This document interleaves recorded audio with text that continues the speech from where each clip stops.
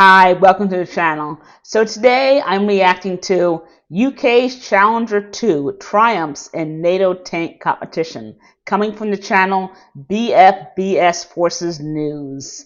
Now this is a shorter video than what I usually react to, and if you have been following my channel for a while, then you know that I am kind of taking a break due to a major personal and family problem, and it will actually drag on for a while. I just want to thank each and every member of the community for being patient, as well as those who specifically reached out with words of encouragement and support. So thank you.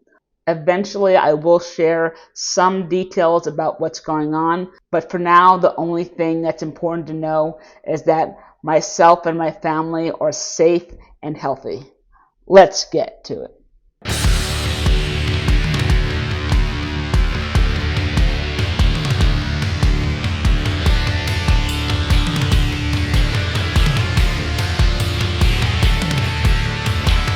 So two quick questions. First, how do you pronounce that name?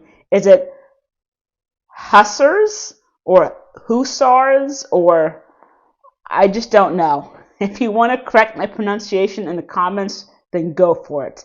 And second, what kind of unit is that? Is it an armored unit, or is it a brigade combat team? Or if you know, please drop it in the comments. Our regiment was one of the regiments that gifted Challenger 2s to the Ukrainians. And the fact that one of those Challenger 2s has just won a competition as a lethal tank, one of the most lethal tanks in NATO, is really reassuring, I think, for those Ukrainians that will be using them on the battlefield. Whilst we are getting an upgrade to the Challenger 2, I still believe that the Challenger 2 has proven on the tank competition is still one of the most effective tanks out there, in battle tanks. The competition basically set them against a clock, and there was also the accuracy in terms of how many targets they could engage within that time limit. One of the most potent things about the Challenger 2 is that it's got something called the hunter-killer mode. That means that the commander can be independently scanning to acquire targets, whilst the gunner is also trying to acquire targets, but in different arcs. That means if the commander picks up a target first, he can then align the whole weapon system onto that target, hand it off to the gunner, who can then carry out the engagement, whilst the commander then goes to scan the gunner's arc to make sure that the sort of full battle space in front of you is covered and you're acquiring targets as quickly as humanly possible. So in other words, they're able to quickly and efficiently identify and engage with targets. I don't know how long this technology has been around. I think it's been around since at least the 1980s or 90s. If you do know, please drop it in the comments. But the hunter-killer concept has actually been around at least since World War II, when the Germans actually would pair Tiger tanks. One would be reconnaissance and the other would actually engage targets.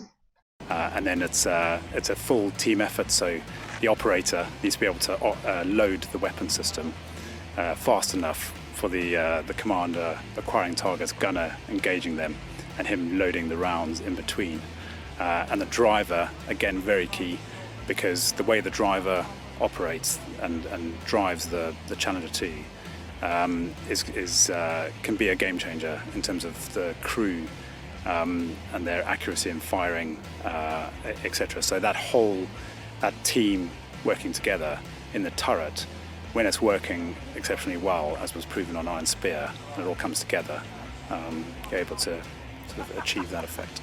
And without a well-trained crew who actually works together as a team, no amount of technology will allow them to be successful on the battlefield or in a competition.